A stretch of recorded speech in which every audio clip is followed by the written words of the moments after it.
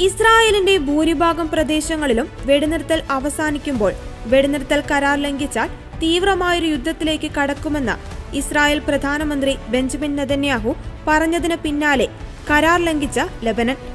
വെടിനിർത്തൽ കരാർ ലംഘിച്ച തെക്കൻ ലെബനനിലെ റോക്കറ്റ് സംഭരണ കേന്ദ്രത്തിൽ തീവ്രവാദ ഗ്രൂപ്പിന്റെ പ്രവർത്തനം ആരംഭിച്ചതോടെ ഇസ്രായേൽ ആക്രമണം നടത്തി.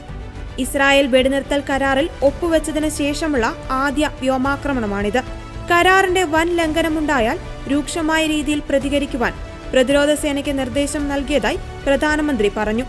അതേസമയം വെടിനിർത്തൽ പ്രാബല്യത്തിൽ വന്ന ഒരു ദിവസത്തിന് ശേഷം ഹൈഫയുടെ തെക്കുഭാഗത്തുള്ള എല്ലാ നിയന്ത്രണങ്ങളും IDF എടുത്തുകളഞ്ഞിട്ടുണ്ട്. എന്നാൽ സുരക്ഷാ സാഹചര്യം ഇസ്രായേൽ പരിശോധിക്കുന്നതിന്റെ ഭാഗമായി വടക്കൻ അതിർത്തി പട്ടണങ്ങളിലും ഗോലാൻ കുന്നുകളിലും സ്കൂളുകൾ അടച്ചിട്ടിരിക്കുകയാണ്.